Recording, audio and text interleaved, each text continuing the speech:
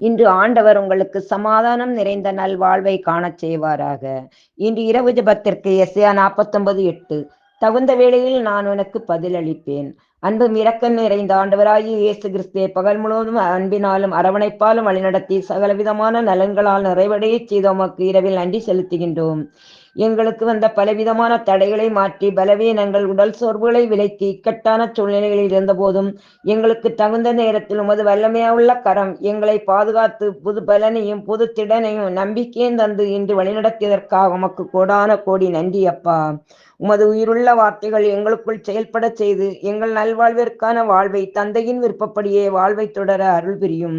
தூய ஆவியானவர் எங்களோடு இருந்து வழிநடத்துவாராக.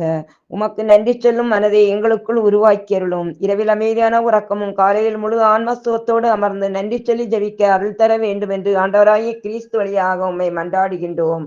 ஆமேன். ஆமேன்.